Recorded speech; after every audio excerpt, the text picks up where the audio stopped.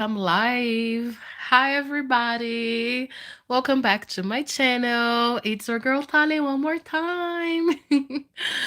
I'm just here at my employer's house in my bed, and I have here a special guest that you guys know very well, Miss Maggie. Mama, say hi to our fans. Hi, friends. and I'm sorry that I didn't actually let you guys know that I was gonna be live, but it was kind of a last minute decision. Also, this is my very first time coming live here on YouTube, so I'm sorry if I'm doing something wrong or, if the quality of the video is not that great. Bear with me, I'm still learning. This is my very first live video because it's a feature that is only available for YouTubers who have at least 1,000 subscribers. So even though I really wanted to do a live video before, I just couldn't. And anyways, now I can. So let me just figure out the chat situation here. So then if you guys have any questions during the video, which you probably will, and I can just read and reply to you all. Let me see. Live chat. Okay, here we go. So, guys, I told you that I was gonna come here today to update you about what's going on after seeing my surgeon today. But for my surprise, I actually have two different updates to give you. Not only from my surgeon, but also from my oncologist, because this morning, just before I was heading to my appointment, my oncologist called me. And every time my oncologist calls, I stop everything that I'm doing. I just sit down and I pay attention because it's usually to give me very important information, right? So I wasn't really expecting for him to call me, but he did because he wanted to catch up on how I'm doing, how I'm feeling, plus give me some information regarding the biopsy that was taken during my mastectomy. I believe that you guys are aware of um, my situation. But just in case you are new to the channel, welcome. I'm your girl Tali, and Lemonade is a channel where I share my breast cancer journey. I have an invasive ductal carcinoma going on. It's grade 3. It's a very fast growing type of cancer, and the way that my doctors decided to approach this disease was basically by starting with a chemical menopause and then chemotherapy, which I'm already done with, and then do the surgery, which I just did here on my right side. I don't have my breast anymore. I also got the lymph nodes here in my armpit affected. So it's what they call a local metastasis. And then um, we got some of them removed during my mastectomy surgery as well. And now we are trying to define whether I'm going to do surgery again or not and just move on from there. But ideally, I wouldn't go for another surgery. I would just move straight to the next step of the sandwich, which would be radiation. So it would be basically chemo, surgery, radiation, and go from there. Because I'm HER2 positive and estrogen positive, I'm also going to need 5 to 10 years of hormone therapy, which is going to be tamoxifen. And anyways, a couple of things. You guys know cancer journey is so long, right? There's so much for us to look and worry about. But I'm just trying to take it easy. I'm trying to analyze thing by thing, little by little, so I don't stress out too much with the whole scenario. We have a couple of people watching. So, hi, everybody. Thank you so much for being here. Hi, Mary. Maggie, people are saying hi to you. Say hi. She's just like, yeah, guys, I'm just chilling here with my mommy. I think she really missed me while I was away during my recovering from my surgery, because when I came back, Well, since I came back, she's being all over me, like day, night. It doesn't matter. If I go to the bathroom, she's following me. If I'm in the bed, she's here. She sleeps on top of my head or my chest every single night. See, she's trying to hold my arm. Anyway, she's a sweetheart. But going back to the main topic here. Um, Let me see. Good to see you. Hi, Murphy, Lana, and Cassidy. Good to see you guys here too. It's so nice to be able to actually chat with you live like this. I love when you guys leave comments whenever I post a new video, but it's just so nice to be able to just, reply right away like this. You guys let me know later on, okay, what you think about this option of sometimes coming live. I think it's nice, but you guys tell me what you think, okay? Well, um, a little parenthesis just before I continue updating you. I'm sorry about my voice.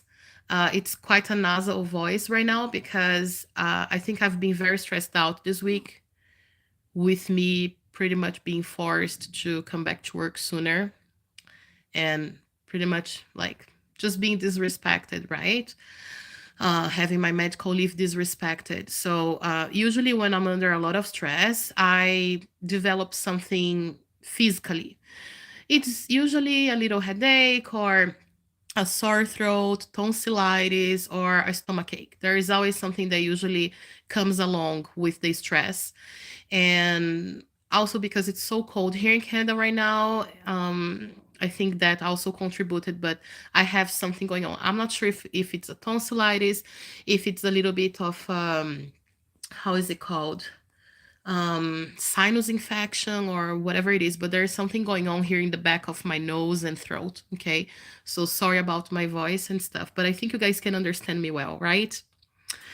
Okay, so let's go to the main points of this live, which is to really update you about what the doctors told me today. So I have two oncologists who take care of me, and one of them called me today, and he's usually the one who calls me when there's something not so good to tell, you know. So when he called me, I was like, oh, what is going on?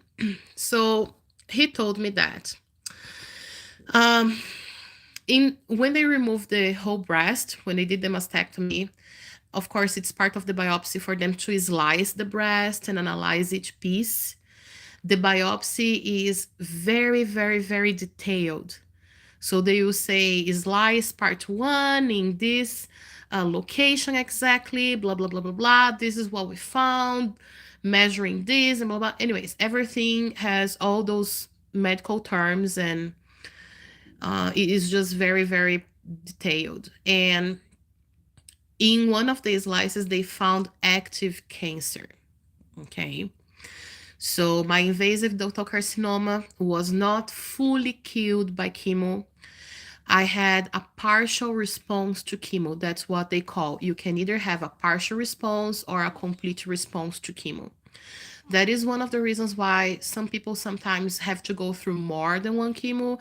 They undergo different treatments because sometimes just one chemo is not enough. And that's also one of the reasons why chemotherapy and cancer treatments in general are quite complicated. Sometimes just one thing is not enough. Anyways, so there was active cancerogenal cells, but they were able to remove the whole breast and there is nothing left. So I got negative margins, meaning I don't have anything in my chest that, is suspicious or anything like that. Now, for my surprise, and probably for your surprise as well, during the biopsy, apart from this 1.3 centimeter active mass that they found, they also found another new mass.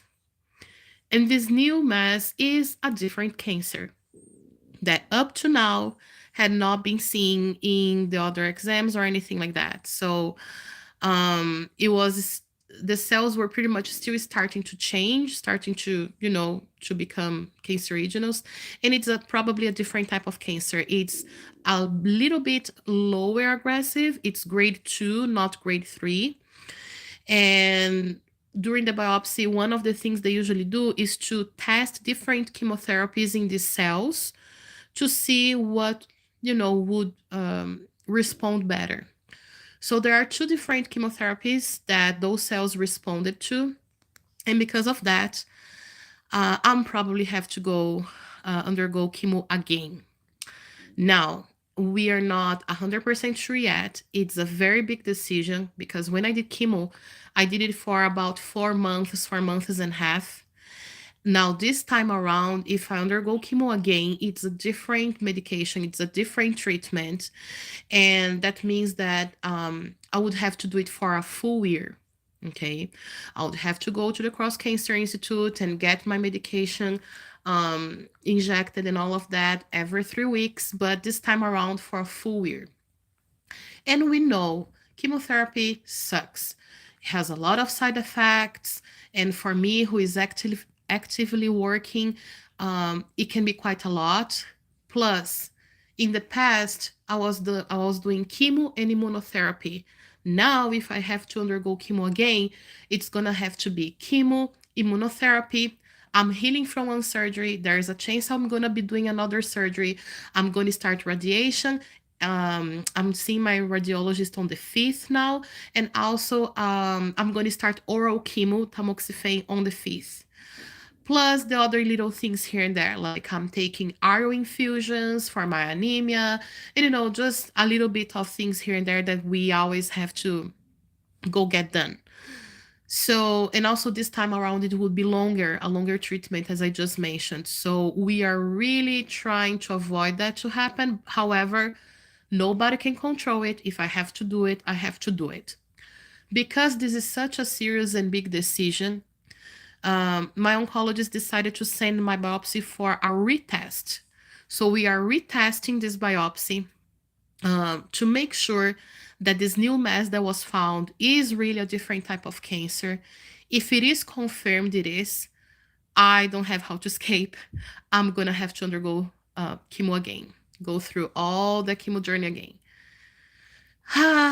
Not an easy thing for sure, but as I mentioned, it is what it is. And while there are resources out there for me to try to get better, for me to try to get healed, I gotta take advantage of it. If I was back home in Brazil, maybe I wouldn't be at this stage of the treatment. I would probably be still in the very early stages of figuring out what's going on. And, I would be wasting time and probably that would eventually be too late. So I gotta be thankful, regardless of being, of course, a bit fearful as well and upset, but I gotta be thankful that there are resources out there for me and that can help me out, right? Now, the second part of my surgery was the lymph nodes. So let's talk a little bit about that right now. So there are multiple lymph nodes in the armpit and all over your body. Okay, their function is to drain the liquids and do a bunch of other things. And because of that, since from the beginning of the treatment, my surgeon didn't want to remove all the lymph nodes at once. Because if you do that, you can have consequences, including lymphedema, which is probably the worst. So your arm is gonna get like huge, really swollen and all of that, because there's no drainage, to the point that liquids actually they ooze out of your skin, and it's very painful. And because my cancer is on the right side and this is my predominant side, it would definitely bother me working and doing my regular activities, right? So we are trying to avoid that. I started the treatment with the chemo to see if we could shrink all the cancer, kill all the cancer, and then now during surgery, hopefully just see that there was nothing active. Unfortunately, as I mentioned, I had a partial response to chemo. And that was not only in my breast, in the mastectomy area, but also in the armpit, in the lymph nodes. So in the previous exams, they had seen that I had 2 lymph nodes that were affected with the cancer. And during the surgery, they removed 4. They always remove a little bit more to give you negative margins to make sure that nothing around it was contaminated, right? And then the biopsy showed that from these 4 lymph nodes, one of them was still showing active cancer. It was a 3 milliliter tiny piece, but it was there. And you guys know, if there's one single cell of cancer that is active, that one single cell can start multiplying, dividing itself and multiplying and cause you a lot of trouble. So the medical class, the formal medicine would say that the protocol is for you to go back to surgery in this situation and remove all the lymph nodes. Okay. However, because I'm young, we don't want to deal with lymphedema and other situations related to that, other issues, blah, blah, blah. And also because the initial burden of the disease was basically just 2 lymph nodes and not 5 or 8 or 10. My surgeon said, let me take your case for discussion again. You guys remember that I mentioned in my other videos this this board, which is basically a meeting with this board of professionals, including radiologists, oncologists, and some other professionals, and they all give their little piece of advice. They speak their minds about each scenario, each situation. They analyze your case from A to Z, so they will go ahead and just like see everything that has been done during my treatment, how I responded to each thing until now, and then see how I'm presenting my disease right now, and then go from there, you know. Give me pretty much a next step, a direction of what I should do and how I should do it.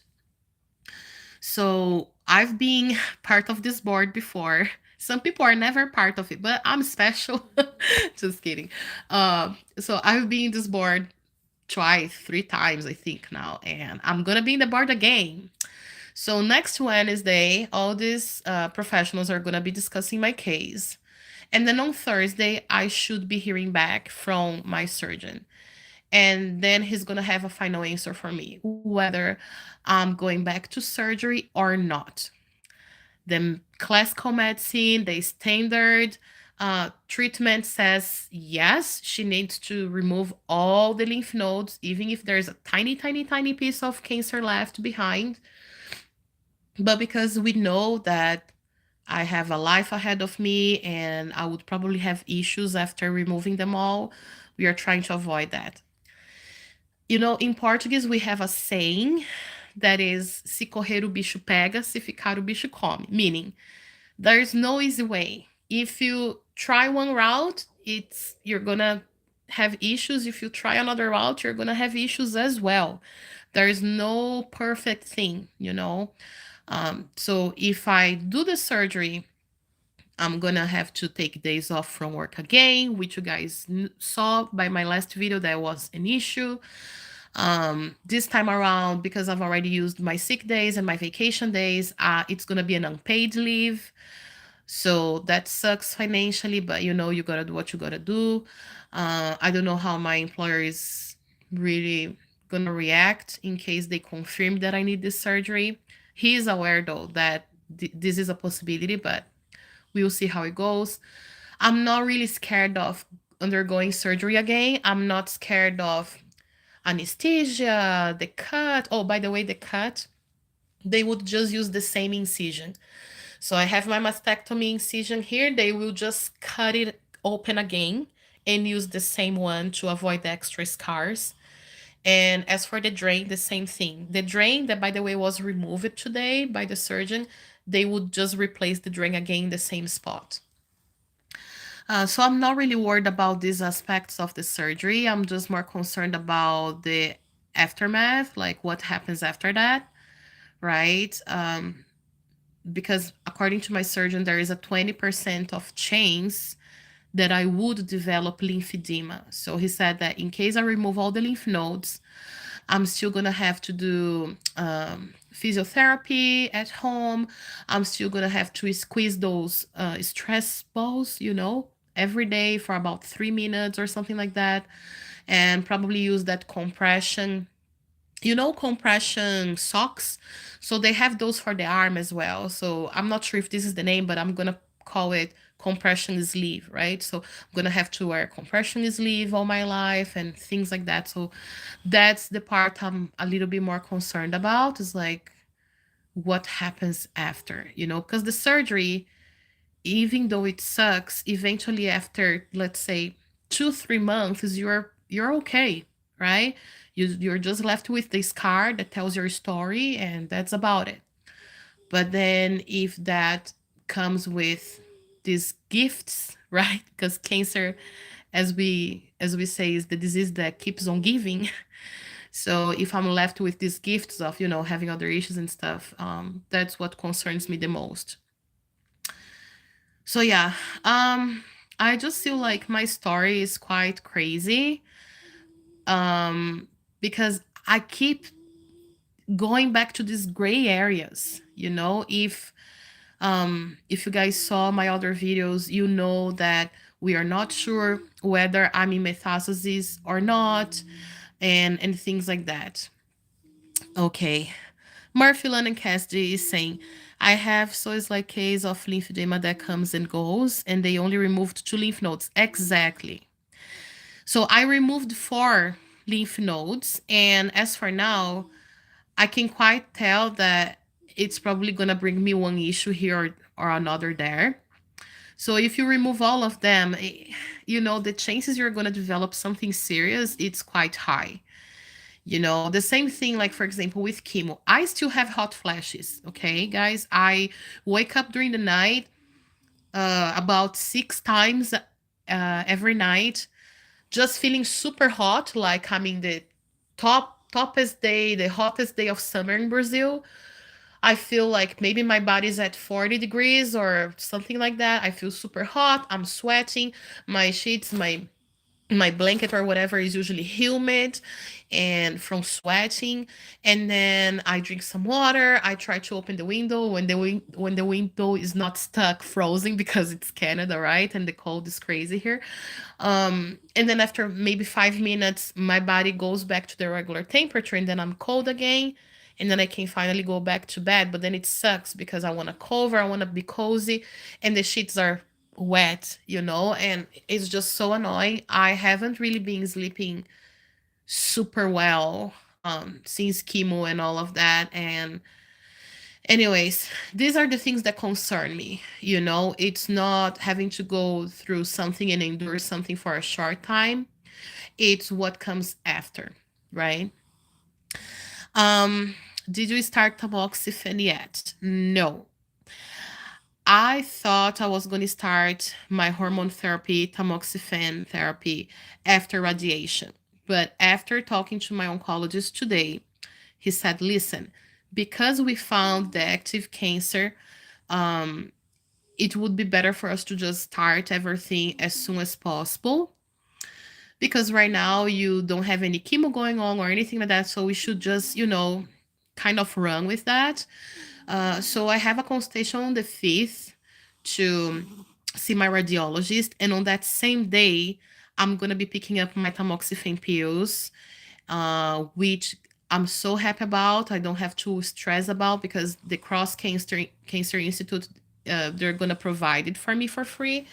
So I just have to pick it up on the 5th, and then that's the day I'm gonna start taking it.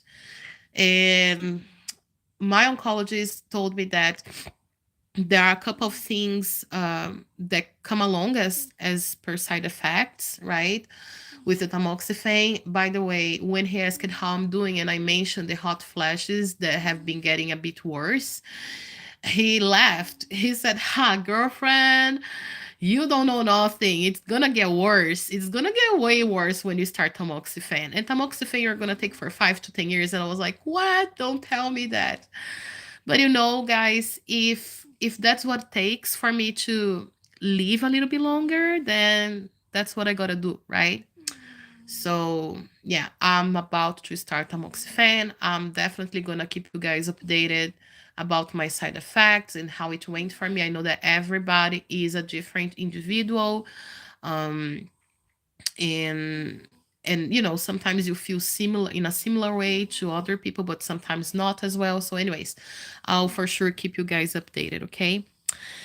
Mr. Sneaker, hi, I subbed. Hi, Mr. Sneaker, welcome to my channel. Welcome to Lemonade. I don't know if you've watched my other videos, but in case you haven't, once I'm done with this live, please go check the other videos out. And welcome to my life. Lemonade is the new name that I decided to give to the channel because, when the people say, when life gives you lemons, try to make lemonade out of them. I just feel like a cancer journey is quite sour. And I'm just trying to, go through this process, go through this journey, um, doing the best I can. So, anyways, welcome to the channel. Okay. And thank you so much for subscribing. Keep up the good work. Yes, I'm really trying. And you guys have been helping me out a lot. So thank you all. Mwah. Love you all for that, for, giving me the energy and strength and cheering, rooting for me. Thank you so much. Tamoxifen can cause a multitude of side effects. Yes. OMG. Like, what cannot cause side effects on a cancer journey, right? Like, seriously. For me, the only side effect that I had was hot flashes. Okay. Well, if this is the only thing, then we'll deal with it, right? Um, whatever comes, we'll just have to deal with it.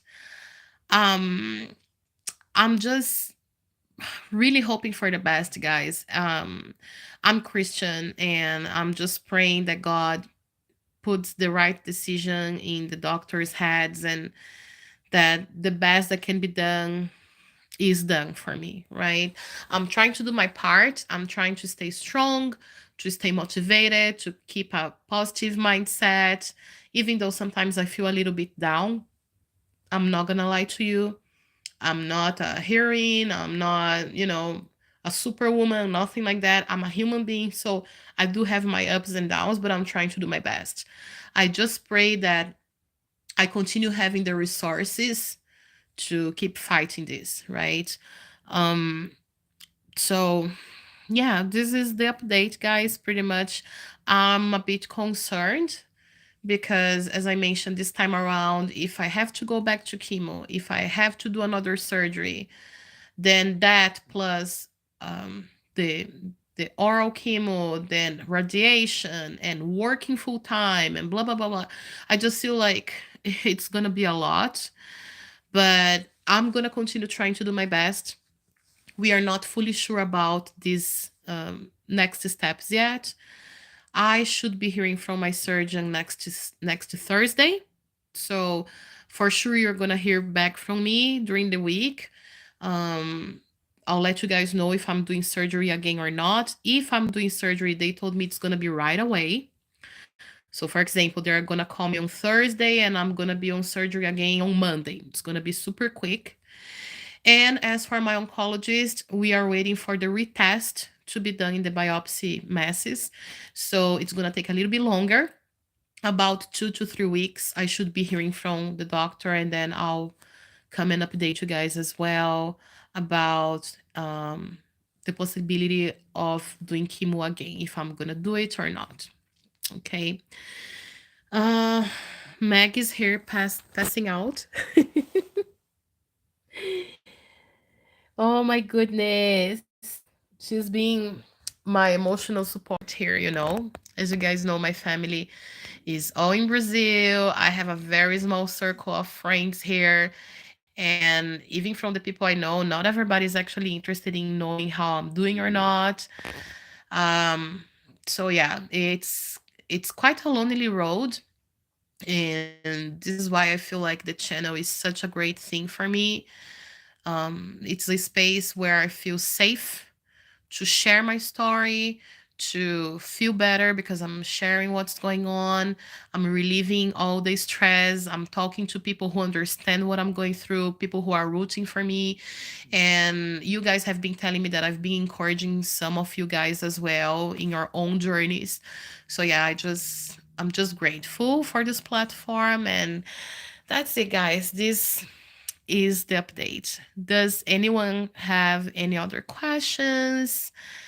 Like, I've been live for the past 30 minutes. I just feel like I'm talking too much. Thank you. Amen. Bless you, Tali. I pray for you daily. Oh, thank you so much.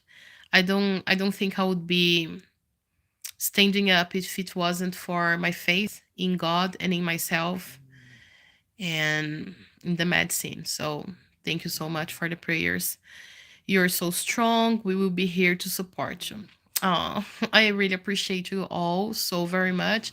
I always say this in my videos, but I don't know, um, if you guys can really feel this because I feel loved by you. I feel like you guys are really there for me. It's like an army. It's the Lemonade family. It's the Lemonade army. I feel like I'm fighting this, but I have all these people behind me and around me cheering, rooting, praying for me. So I feel very loved and accepted. And I hope I'm being able to reciprocate. Oh my gosh, my English.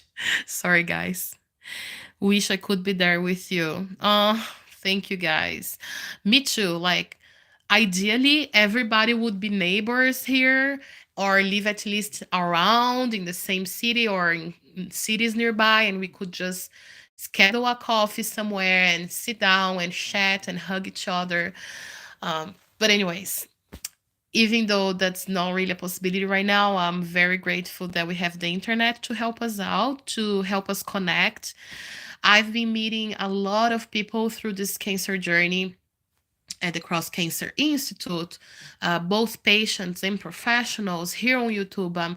I've met all these subscribers, and I know there are a lot of people who watch my videos who just haven't subscribed yet, but they're somehow my friends too, right? And especially you guys who are here watching now, people who are always commenting in the comment section, who is the people who are watching every single video I post, like you guys are here for me and I feel that. So huge, huge, huge thank you. Okay. Now that I've given you this update, this medical update, I think I just wanna talk, if you guys allow me, a tiny, tiny bit about like what I think is gonna happen next. And I just want to clarify a little bit about my employer situation. I don't want to be talking a lot about this because, as I mentioned before, I don't want to expose anyone.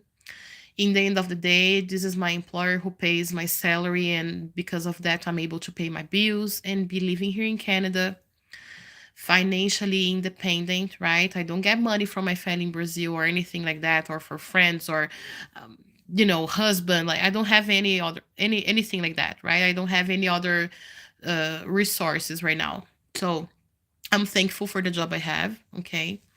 And I don't want to be talking bad about it or about my employers or the situation here.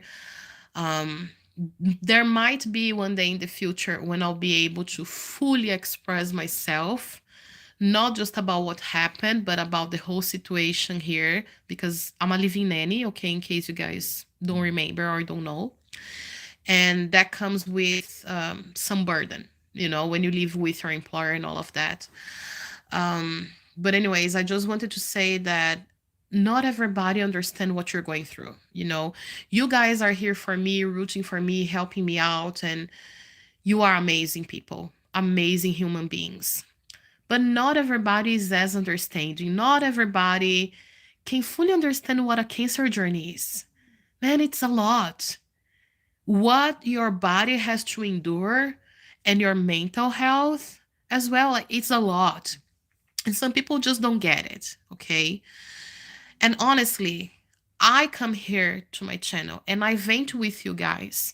I tell you what's going on. Even though you don't see me 24/7, you don't see absolutely, 100% of what's going on. But I try to update you to the best of my capabilities. Um, but like to my employer, for example, he barely sees me. He sees me like twice a week.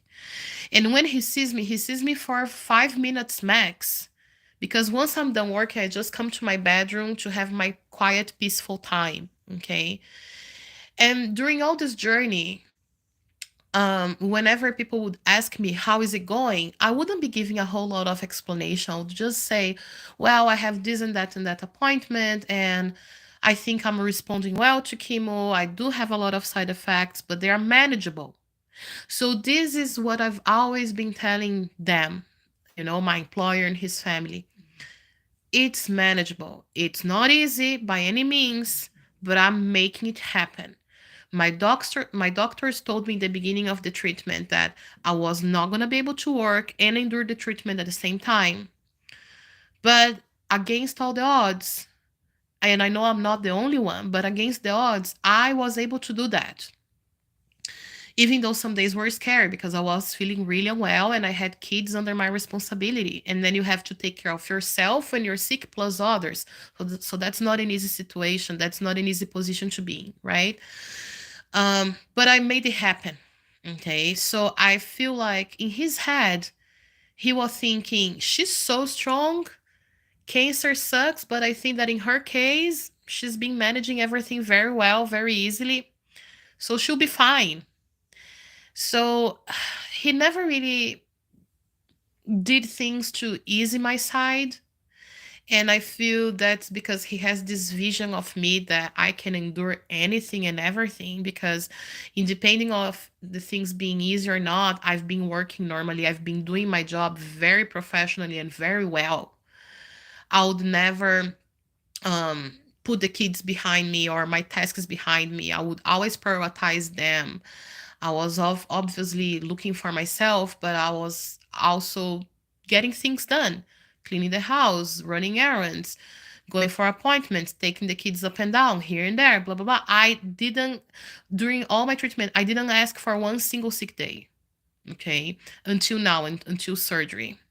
And whenever they saw me quite tired, there was actually just one instance, one single time that I was asked, do you need a day off?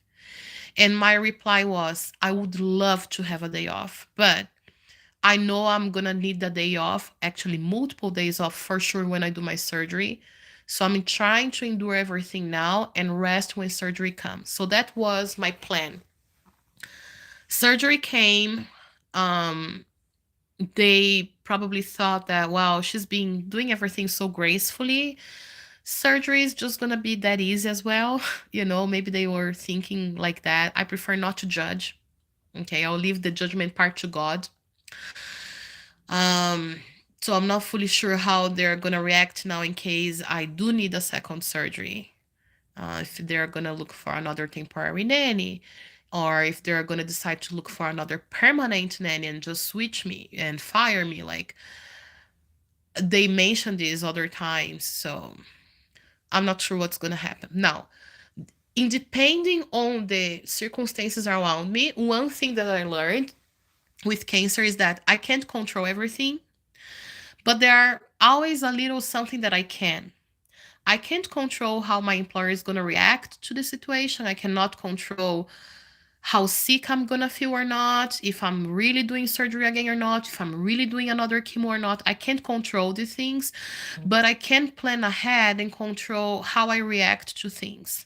So, one thing that I've been thinking, and some of you actually made comments in my previous video, you guys have been saying, why don't you look for another job and things like that, right? So looking for another job right away is a bit tough because imagine I go, let's say you are hiring someone and I come to do an interview with you and I'm like, hi, my name is Talita. This is my profile. This is my curriculum. This is my experience, blah, blah, blah, blah, blah. There's just a little thing though. I'm also a cancer patient. I'm undergoing treatment. Right now, I'm doing this, and that. A lot of people wouldn't hire me right away just by that. Okay. Some for discrimination, some for the fear that I'm not going to be able to do all the tasks because I'm not going to be strong enough or that I'm going to be calling sick days. I just find it a bit hard. I'm trying to stay at this job for a little bit longer because of that. I have chemotherapy, I have radiation coming up. I'm going to have to go to the Cross Cancer Institute every day to do radiation.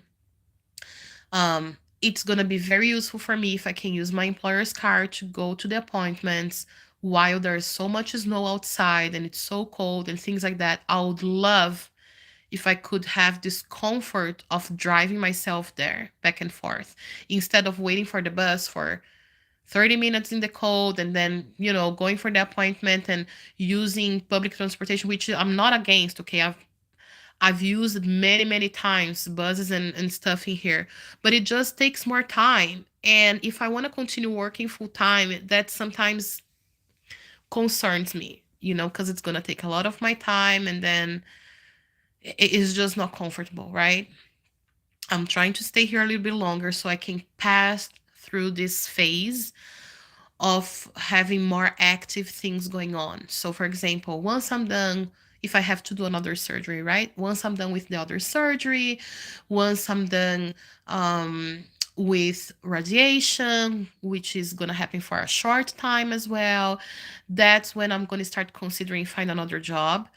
By then, I'll know for sure if I'm going for another chemo or not, and how I'm feeling with tamoxifen and all of that, and then I'll be able to make decisions. But regardless of that, whether I'm staying in this job or finding another one, I'm also trying to work on some ideas because I need to think long term. If I have to do another surgery and I get a really bad lymphedema, for example, and I can't really move my arms so properly or stuff like that, I'm I don't know if I'm gonna be able to continue being a nanny, for example, So I'm trying to find other ways of having an income that would not impact me from continued treatment and things like that. So if you guys have ideas, like maybe selling something online, or I don't know, let me know. Okay, what you guys think that could be suitable for me. I was an English teacher back home. In Brazil, we speak Portuguese, and if you want to learn English, even though we have English as part of the regular school curriculum, you're probably going to finish all the years of studying knowing how to say, "Hi, my name is blah, blah, blah," and that's it. You can't really be fluent, you can't really hold up to conversations or anything like that. So if you really want to learn the language, you are either going to go study abroad or you're going to go for a language school or hire a private teacher, something like that. So I was a teacher for some time in Brazil. I've been considering to start teaching English online. I know my English is not perfect. I have an accent. Sometimes I even mispronounce a little something here and there. But for people who don't even know what hi means, to be able to communicate the way I do, that's a huge step, right? So a lot of people would probably be interested in hire me again, because I actually had quite a lot of students back home at some point. And I have some materials here that I could be using. So I don't know. I'm just, trying to come up with ideas. If you guys have any suggestions, let me know. That would be very, very appreciated and useful. Okay, let's see what's going on in the chat section here. Send us an address. Okay. I need to figure out how to send you guys an address, like set up a PO box or something like that. Okay. Lisette Boo, hi, good to see you. Hi, sister. How are you? So good to see you as well. Thank you for being here. Muchas bendiciones. Hola, chica. Okay, I had radiation 5 days a week for 6 weeks. Yeah, that's probably something like that I'm gonna be doing, something for a month and a half. I'm not fully sure about the length. I'm gonna get these details when I see my radiologist on the 5th. And as soon as this happens, I'll let you guys know as well, because sometimes I think it varies a little bit. But I know for sure that the area they have to cover is quite large, right? In my case, like it's the whole chest plus the armpit. So I think it's gonna be over a month. Okay, I'll let you guys know. Ella, hi, how are you, girl? Oh, missing this. Love you, Tali. Love you guys too. Thank you so much. Lisette said, it takes time to be able to move the arm, can't handle heavy things. I know.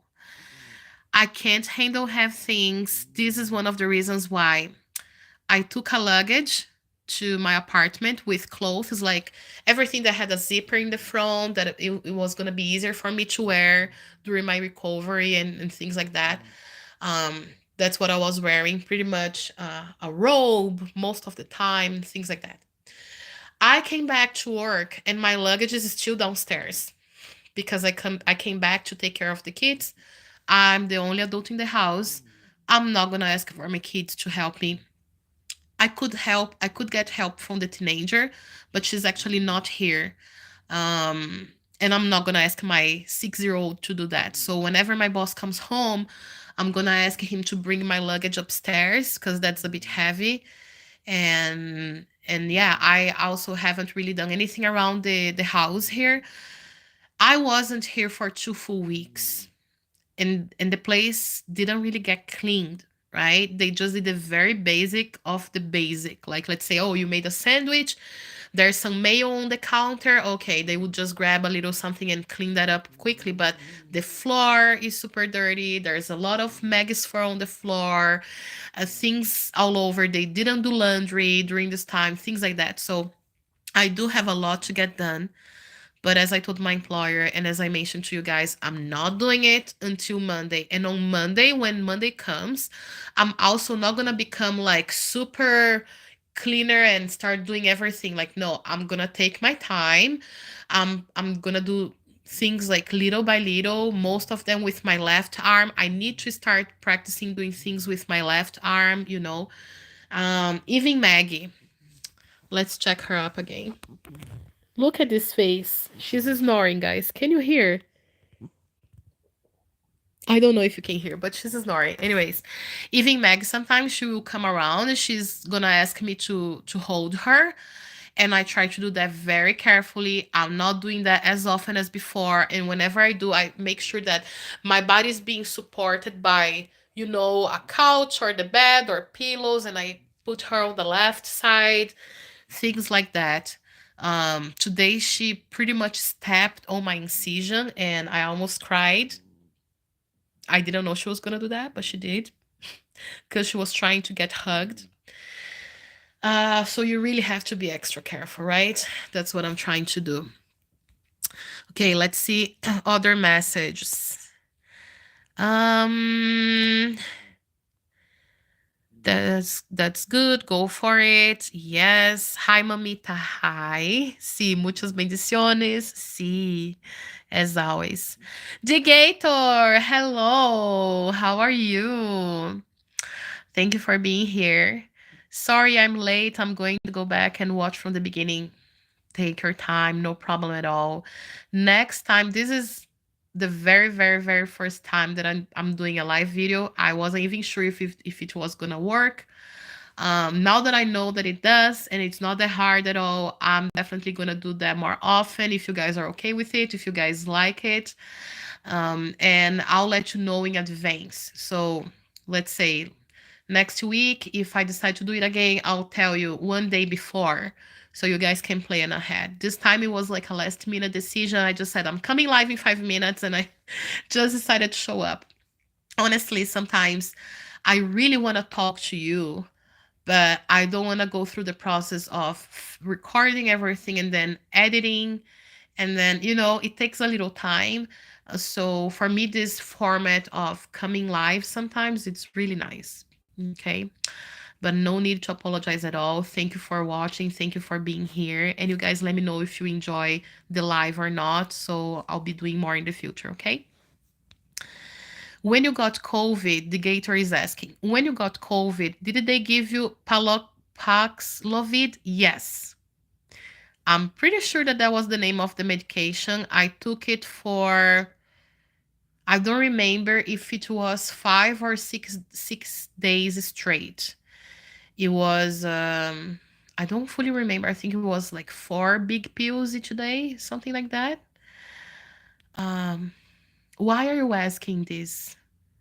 Is there any relation about this medication? And I don't know. But yeah, answering to your question, I took the medication. Do you have talent or could start a cooking channel? I strongly suggest you do that. Start trying to grow your subscribers. You've got nothing to lose by trying. Marfulan and Cassidy, you are right. I love cooking. I truly, truly love cooking. And one of the things that I was actually arranging was to sell some food at the farmers market here in Edmonton, in Alberta, Canada, where I live. And also selling online through Instagram, create a page and start selling some stuff. I know how to make pretty much anything when it comes to food. And I actually used to sell food when I was in Brazil. And we are not, when it comes to the Brazilians here in Edmonton and in the area, we don't have a big population of immigrants here, but we do have some. And we actually lack Brazilian food here. We have two steakhouses and pretty much like a cafe. And I know two ladies who make some candy, some Brazilian candy. But there's so many foods that are typical from Brazil and nobody sells. There's so much room to grow. And I have a friend who recently got an authorization to be selling food at the farmers market. She also got a site, a website to sell some Brazilian products. And she pretty much offered me a partnership because she knows what I'm going through and all of that. So I'm super considering that as well. The only thing that made me step back a little bit on that decision is the possibility of me having to do a second surgery and the fear of having a strong lymphedema, because that would for sure, be complicated for me to be cooking a lot and stuff like that when my arm is just not, you know, doing that well. But that's definitely something I'm considering, as well as a channel. I don't have anything to be a super big YouTuber, okay? I just have this cell phone that I use to talk to you guys. And that ring, that light ring over there, it's not even mine. It's from the girl that I take care of. And I, by the way, hardly ever use that. So that's what I have. I don't even have a support to put my phone on. Like right now, I'm talking to you and I'm holding my phone. So maybe I'll go look for some items to buy. I think it's more than time for me to do that, anyways. And be able to make more quality videos, better quality videos for you guys, and maybe throw in more cooking stuff here. Um, I had that idea to post a couple times a week, make the Munches Monday. So every Monday I would bring like a content food related, and then therapy Thursday and all of that. But with the way things have been lately, I have not been able to, post as much. But definitely, if I lose my job, I'll have time, right? Or if I get another job that is more like part time, well, I don't fully know what I'm gonna do. Okay. Now, one thing that you guys need to know is that I need to be a nanny for a little bit longer for immigration purposes. Okay. So I'm not a permanent resident of Canada yet, unfortunately. Lots happen immigration wise. My story is crazy. I waited for over 3 years for a work permit to be renewed. Lots happen.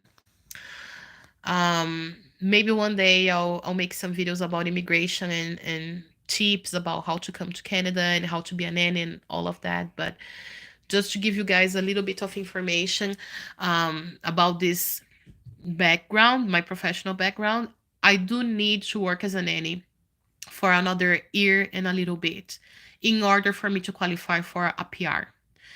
I've done everything else. I've paid for all the fees. I've done all the tests. I've done everything you can think of, and everything got approved. However, the very last step I need to prove to the government, to the Canadian government, IRCC, is that I got 24 months of proved experience as a nanny. So full time here in Canada is to work 30 hours a week.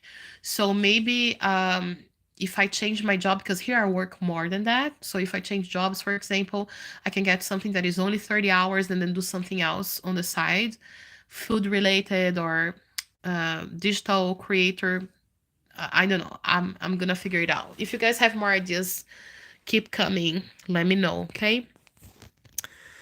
Um, Lisette said, "Oh wow, I know it's too much. You need to take it easy." Yes, I try. Ella said, "I had major axillary web syndrome or cording and needed PT.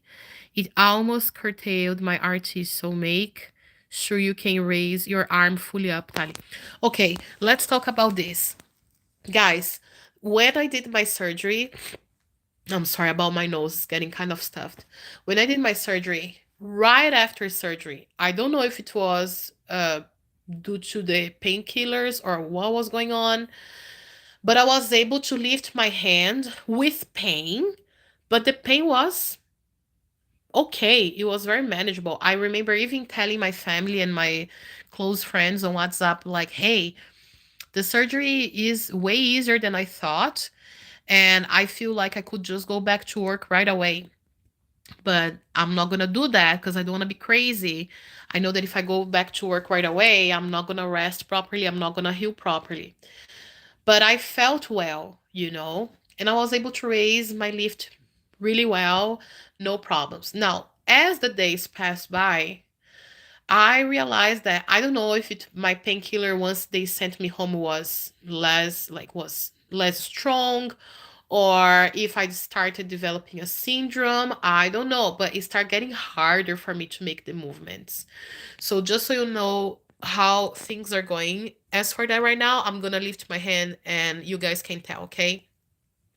So okay, up to here, I can lift my hand with very little pain.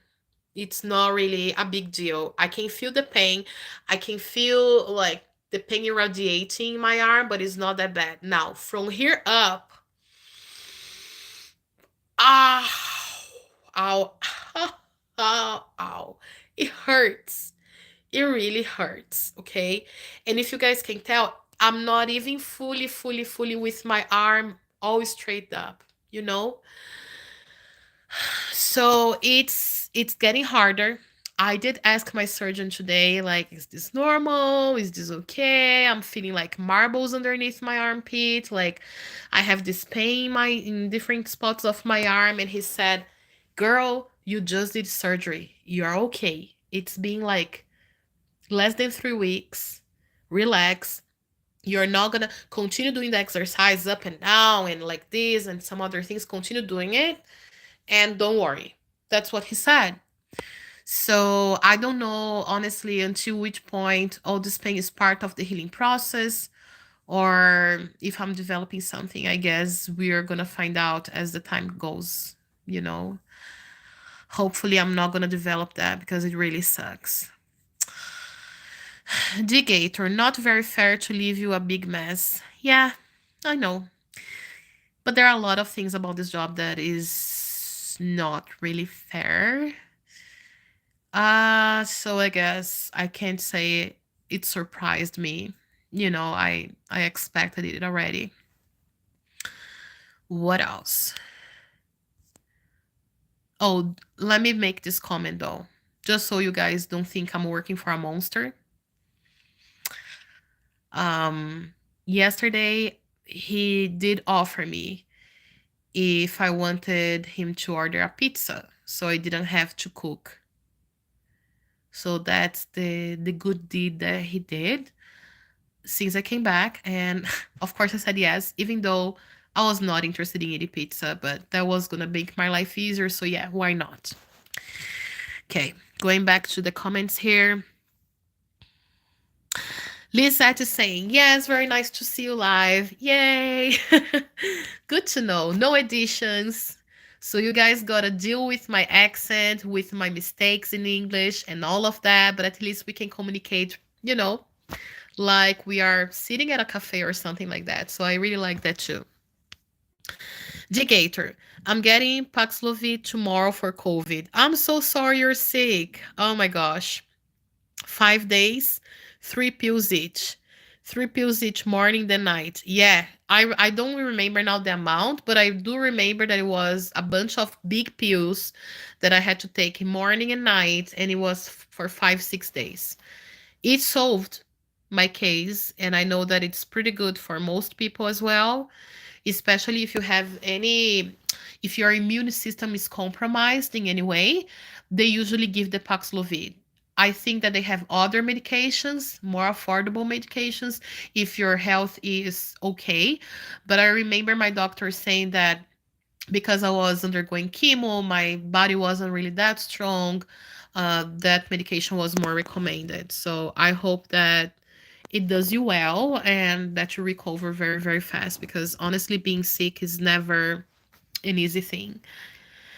Loop Kota, hi, welcome to the live, welcome to my channel. Good to see you here. Thank you for the hearts and the wave. Ella is saying, take your time healing, Tali. For now, stretching is good. Yeah, I've been trying. Um, and I'm also trying not to take too many painkillers. I'm trying to kind of endure the pain.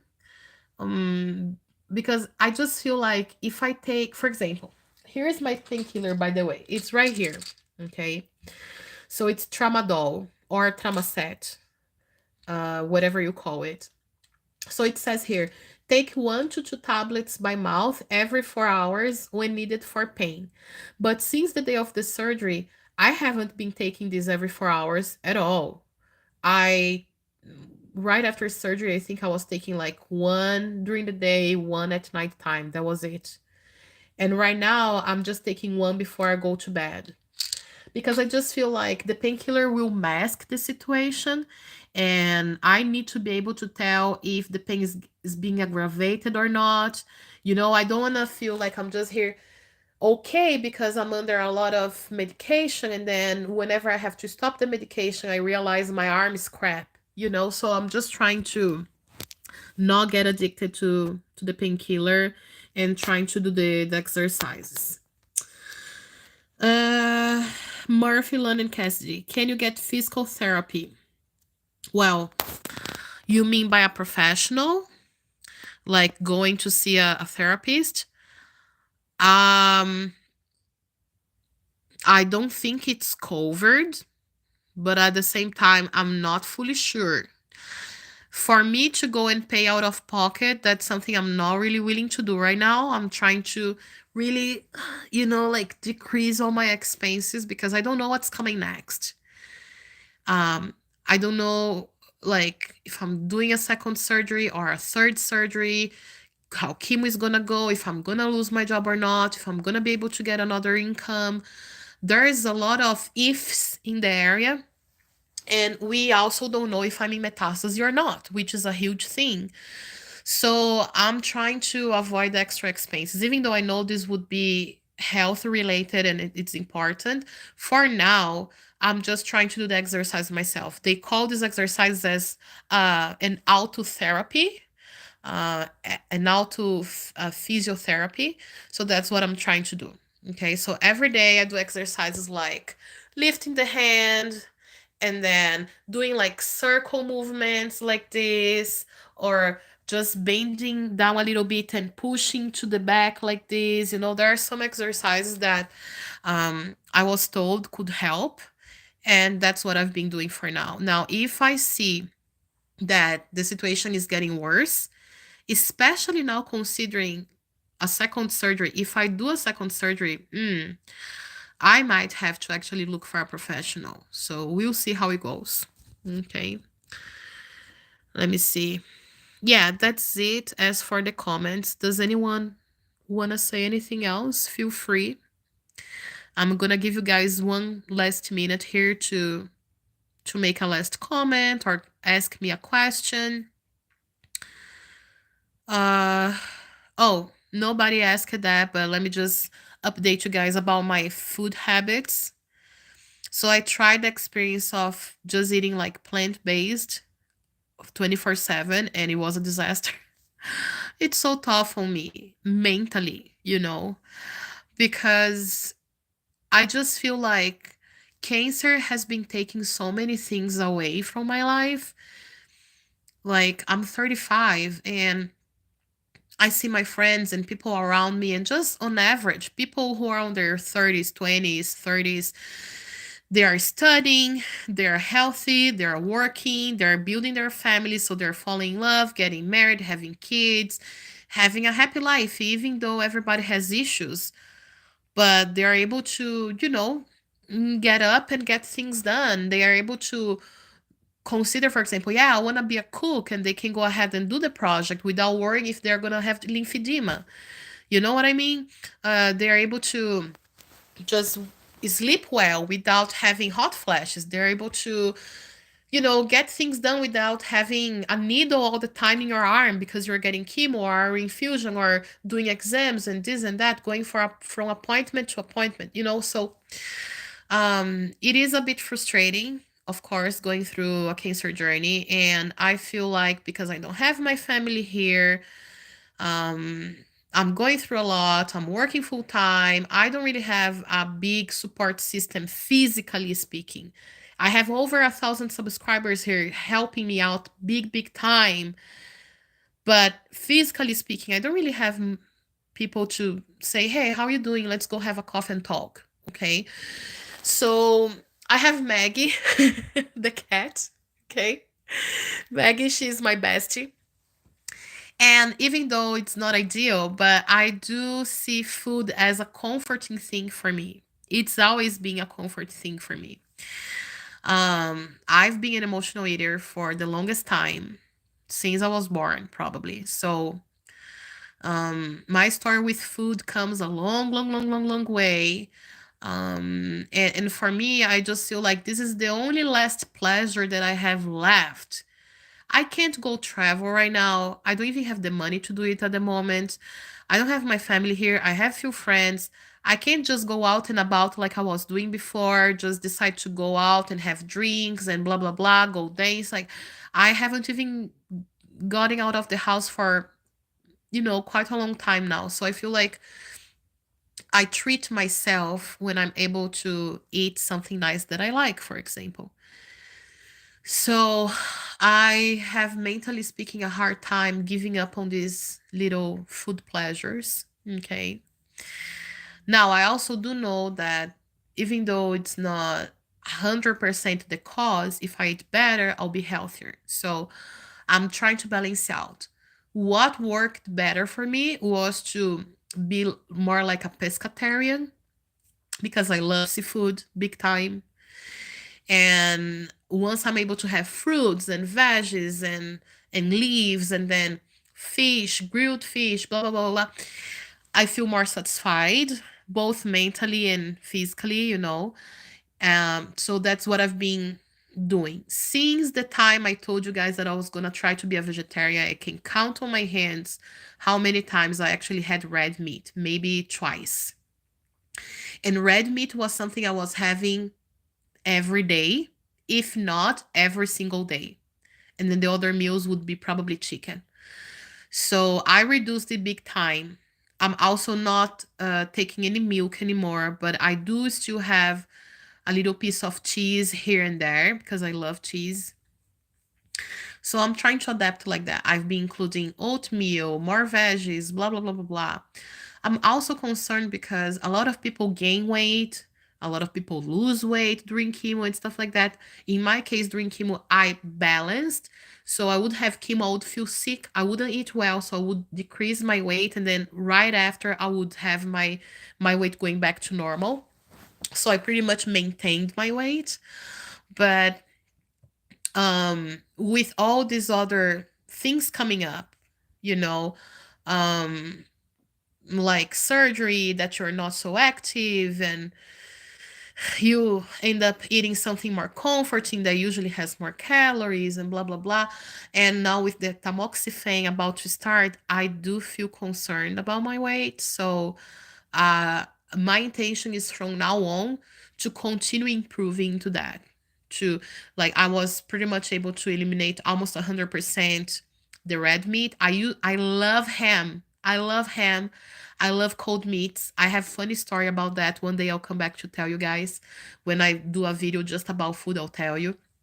Um, and I've reduced that big time. So sugary drinks and things like that, I've been reducing a lot. Some of them I'm not having at all. So I'm just gonna continue improving like that. I cannot just go cold cut and become the biggest vegan ever overnight, because it's not going to be a solution that is going to last. You know, like when you're going for a diet, you are super obese and you decide to just eat lettuce the following day, you're probably not going to last in that diet. It has to be something, that you do little by little, small changes, but continuously, right? So that's where I'm at, just so you guys know, because I haven't really been talking about my food habits for some time here now, and I do owe you guys a video all about that. Um, what else have you guys been saying here? Let me see. Hmm.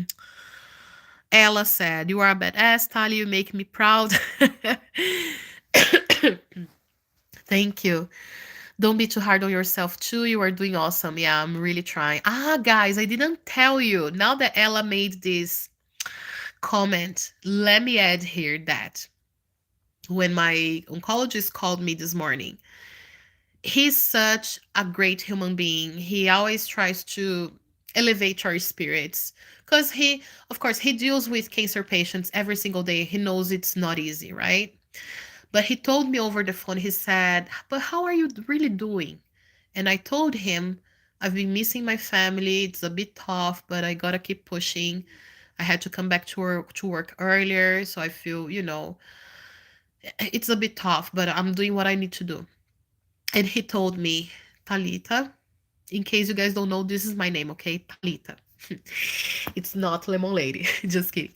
So they said, "Talita, you are a hearing. Like, I see patients all the time, and not everybody's like you. You are one of the few who I really pay attention to, who I really like. I love my patients, don't get me wrong," he said, "but I have a special extra love for people like you that I can tell they're really trying their best. They're really, you know, going against all the odds and pushing harder and harder and getting things done and not complaining, but seeing opportunities and blessings instead." And then he told me, "I really wish you could write a book." And this is so interesting because a lot of people have told me this before. I have so many things to tell, cancer and not cancer related. My whole life has been such a journey. I have so many things I've been through. You guys have no idea. No idea. I feel like I can't even start telling you here right now. It has been a lot. So people who are closer to me, who know a little bit better about my story, they say you were such an inspiration. And my oncologist told me, "You are such an inspiration to me and probably to the ones around you as well. But like, I really wish you could write a book, and I really wish they would make a movie about you, to inspire other people. More. We need more people like you in the world." And he actually made me cry because he showered me with compliments, just like you guys do. Thank you so much. And yeah, he said, "You are such a great human being. You're such a strong woman, blah blah blah blah." Like, he basically, you know, he lifted my spirit really high, and I know he was speaking from his heart, and I just love that. The same way that I love when you guys leave me a comment or give a thumbs up on my videos. I know I'm being heard. I know that, some people out there are caring for me, and sometimes the information I provide here, the information I provide here is helping others. So thank you so much. Okay. Lizette said, "Yes, I can relate. It is frustrating. It is very frustrating. I feel like when you enter a cancer journey, it's like when you go into a roller coaster. But on a regular roller coaster, you know that there will be a beginning, a middle, and end.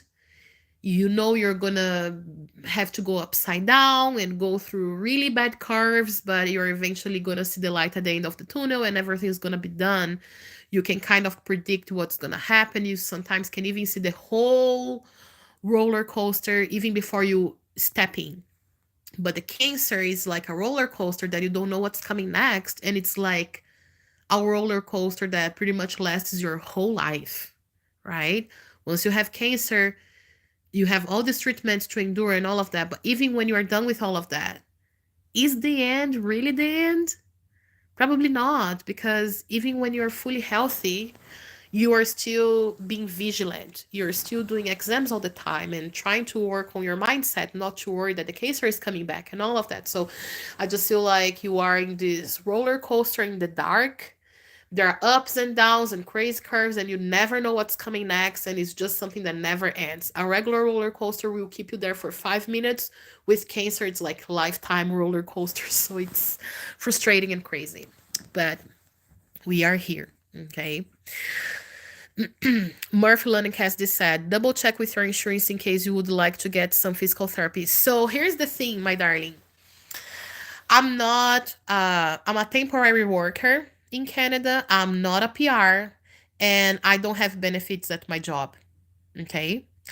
I work an amount of hours. Some weeks I'm gonna work, I don't know. It's just an example, okay? Let's say the family is traveling and I'm gonna work only 25 hours. But some other weeks I'm gonna be working 200 hours because I work day, overnight, weekends. I'm not doing weekends most of the times now since cancer started, but until then, shush, COVID time. OMG, I was working Monday to Monday, Monday to Monday, Monday to Monday. I almost went crazy, I'm telling you. So, and I make a flat rate, okay? I don't make money per hour. So, if that week I work at 10 hours or 5 hours or I work at 500 hours, it doesn't matter. I make the same flat rate and I don't have benefits. I mean, my benefit is to have access to a car. Also, because before here, we were living in a more remote city in Alberta that has no public transportation around or anything like that. And you really, really, really need a car, otherwise you're gonna just get stuck there. For anything you would have to drive like in the highway for 15 minutes to get to the closest convenience store or something like that. So I really needed to have access to a car to take the kids to school and all of that. And even though now we moved more to the city, that is also my a part of my task to drive the kids. And then whenever the kids are at school, I can use the car for my personal stuff as long as I pay for my own gas. So I have the benefit of using a vehicle, but that's it. I don't have a medical plan. I don't have any type of insurance or anything like that. Okay. I only have, which I just got recently, the province medical care. So it's Alberta Health Services. And that is something that I'm glad for, but they don't do everything 100% either, like medications and stuff like that. Some of them they will provide you for free, some of them they're gonna charge you. So I'm paying for a little, I think you can call it insurance, for a little medication insurance, so I can pay a little less. They will cover a percentage of the medications, but that's all I have so far. I do hope that things get better and easier once I become a PR. I know I'm gonna have access to more things. But for now, honestly, just being able to have the access to the provincial health services so I can go, let's say I'm not feeling well, I can go to the emergency. This is already amazing. Because this is exactly the issue I had when I had my previous cancer. I was not covered. I'm in debt up to now, okay? Because of my other cancer, because I was not covered. And I was in a about $24,000 debt because of that surgery that I did in my abdomen. And I'm on a payment plan, so I pay a little bit every month because it's a whole lot of money, right? So I'm still paying for it. I'm still gonna be paying it for the next years and years to come. So I'm happy that now I'm having treatment and most of it is free. And I got sponsors for the medications that I was supposed to pay. So I've been blessed in that regards. Okay. Um But yeah, I'll check about physical therapy. I think that's something that could help me. I'll take a look at it. The Gator said, "You've been doing great. Thanks for the get well wishes. I was in Mayo Clinic Hospital for 1 week in 2020 with COVID pneumonia. So I'm afraid when I tested positive today. Thanks for the info. You are going to be good. Don't worry. You'll be fine. This medication is very powerful and it really helped me big time. I know that sometimes people will get COVID, they will take the medication and then they will still have some symptoms lingering. It's like you are healed from COVID, but you're still kind of coughing every now and then and things like that. But it didn't happen to me, even though my immune system was compromised. So I hope you do really well with it as well, the way I did. Okay, I'm praying for you. Murphy, Lynn, and Cassidy. Please come back for our live chat anytime you want. The additional support that the live chat can offer you. Thank you so much. Really appreciate it. Tomorrow, I'm going to the Cross Cancer Institute to get immunotherapy. I usually don't really feel me too much when I'm there because it's usually crowded. But if I'm able to be put in an area that it's not so crowded, that has like less patients, and I have the authorization, maybe I'll come live again tomorrow from the Cross Cancer Institute. So I'll show you guys real time how the medication works and blah blah blah, how it goes. Okay, I'll try that. And if it doesn't work tomorrow, for sure I'll come back another time because I'm having fun with the live. Thank you guys, you are making my night. Oh, by the way, the reason why I'm live on a Friday night is because the kids are with the mom right now. So the mom of the kids, she lost the guardianship, but she has been seeing them every now and then. um she was pretty much, she had vanished. Okay, she was away for the longest time. She didn't really want to care about the kids at all, at all, at all. She was really bad with alcohol and drugs, and she still has issues, big time. But now I think she's more back to herself and a bit more interested in the kids. So every now and then she takes them, and especially with my cancer situation going on, the family I work for, they organize this way because I need time off. I can't help it, right? And because and by the way, this is the reason why I always got my chemo on Saturdays as per request of my employer. It would be probably easier for me to get it done another time, but then they didn't really have the availability.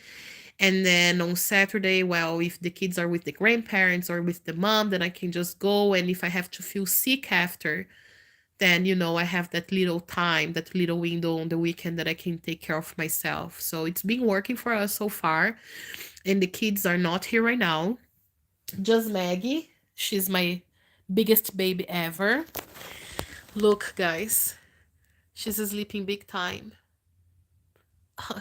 She's all curled up. Maggie, Maggie, hi. Oh, sorry, we're sleeping. Sorry, bugging you. Sorry for bugging you. Just bugging her on purpose. I love doing that. And she's looking at me like, what the heck? You woke me up. Sorry. Anyways, but so I don't have the kids here with me right now. And I was actually feeling quite lonely. It's super cold outside. I'm a little bit sick. I have all the things in my head, and it's good for me to vent, but also good to just see people, talk to people, and get my head out of my cancer zone a little bit sometimes. So thank you for the companion, guys, on a Friday night. It's been really nice to have you all here. Okay, let's see other messages here. I'm just scrolling up a little bit so I can read all of them. Uh Lorraine, is this how you say your name, Lorraine or Lorraine? I don't know how to say this. Like in Portuguese, we would say Lorraine. So I'm not sure how to pronounce your name, but I'll call you Lo. Owens. She said, I love cheese too. I mean, seriously, guys, I can eat tofu, but like, almost gagging. It's not my thing. And vegan cheese, like, hell no. Please, hell no. I would rather not have cheese at all. There's nothing like a melted mozzarella or a piece of sharp cheddar with that very strong flavor. Like I love cheese, and I don't think there is quite a good equivalent substitute for it out there in the market yet. So that one is tough. I love the milk flavor as well, like the flavor of regular whole milk.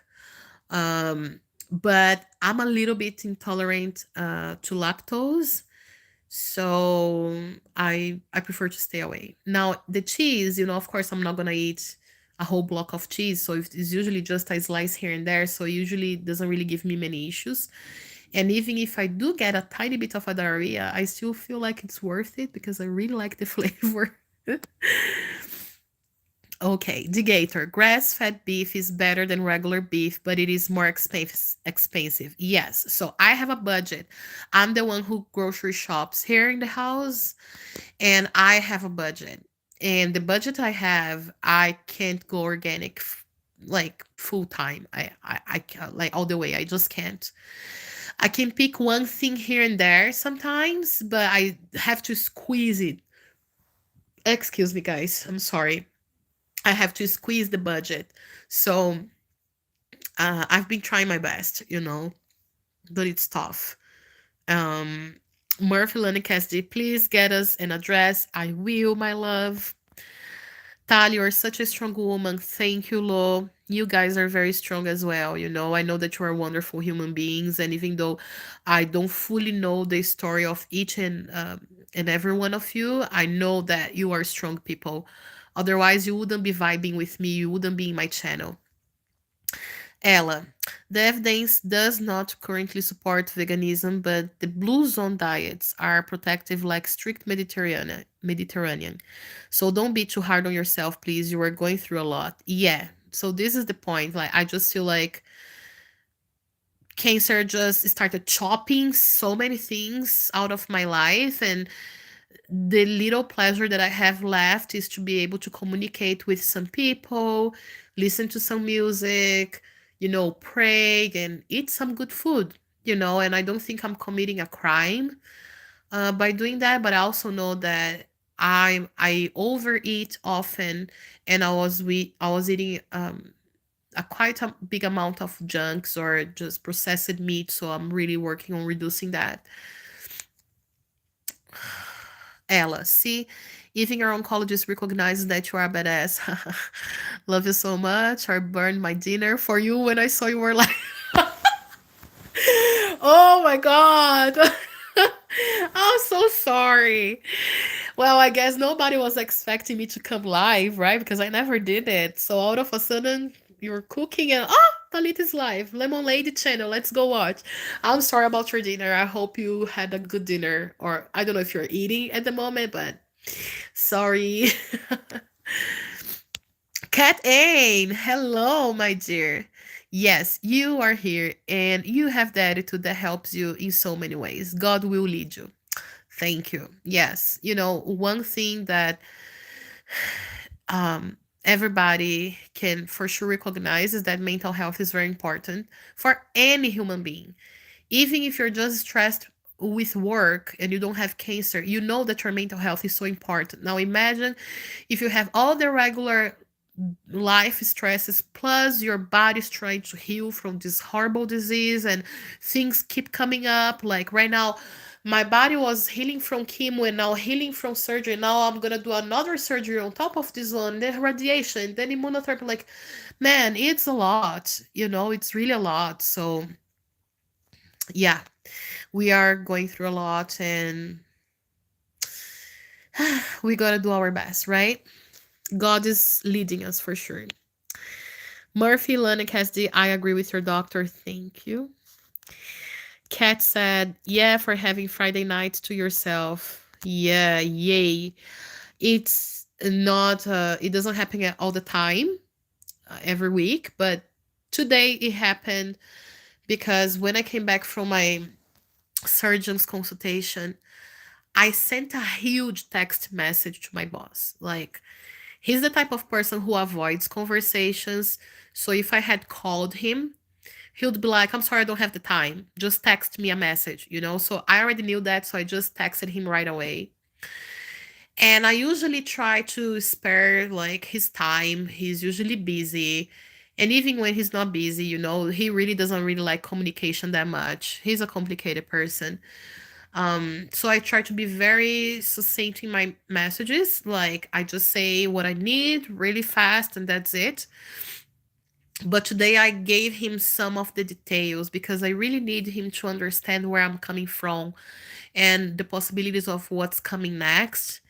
And then he can make his decision if he wants to look for another nanny, if he wants to wait for me, or what's going to happen. He did ask me, are you going to continue working?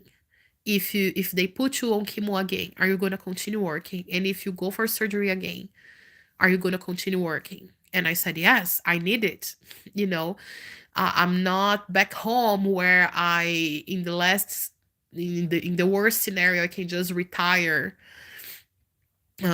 because I'm not healthy enough to work or anything like that. Like, no, I gotta keep working. I'm not even a PR here yet. So, yeah, I just gotta keep going, right? I told him though that if I go for surgery again, oh my gosh, I'm so sorry. I'm getting stuffed. If I go for surgery again, I don't have an option. I need days off. But I'm still gonna continue working as much as I can until, you know, I come up with something else or if I just get too sick. I don't know. But for now, yeah, the plan is to continue working. And I'm just grateful that I'm taking this little time to rest today. So after that whole message, he understood a little bit better what was going on. I think he could tell that I was like heavy, feeling heavy, you know, with my heart and my soul, because I usually text him this, and today I sent him a huge text. I've never done that in all my career here with this family. So he told me, wow, a lot of information for sure, a lot to absorb for sure. So take the rest of your Friday off, and then tomorrow you go for your treatment and you come back to work on Sunday. So I'm thankful for that. Messages. Let's see the chat. Um, Joy. Oh my gosh, did I zoom? Sorry, guys. Why am I zooming? How do I wait? I'm just trying to read the messages. I don't want my face to be showing this huge to you. Sorry, guys. Beginner here, beginner YouTuber. Okay. Joy at 31. Team Mama Senia said 10 sec. Okay, I think that this is another language. It's not English, so I'm sorry. I don't know what that means, but thank you for watching. Ella said, I like Violife smoked provolone in grilled cheese vegan semis. Hmm, okay, like um as for like vegan products, I haven't tried so many. I bought like how is it called? Like a protein powder.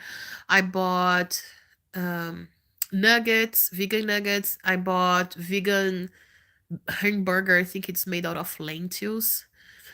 You know, just few things. I bought tofu, but I haven't even cooked the tofu yet. I'm like debating with the tofu every time I open the door of the fridge. I'm like, I don't know how to cook you. I need to look for a really good recipe. I love seaweed and what's the name of the soup? Miso soup. I love that. I love that. I'm the type of person who will go to a restaurant and have like two, three bowls of miso soup before having a sushi. I love, really love that. I need to learn how to make that because that one is really light, right? Pretty much no calories. It takes tofu and green onions and all of that, so I need to learn how to make that. Okay, messages. Digator said, hope your immunotherapy goes well. Yeah, so I've been doing immunotherapy from the beginning, right? It's the Herceptin medication, and um, I'm supposed to take Herceptin for a full year. I started my cancer treatment in May of 2022, so I'm gonna continue going to the Cross Cancer Institute every 3 weeks to get Herceptin infused um, until May of 2023.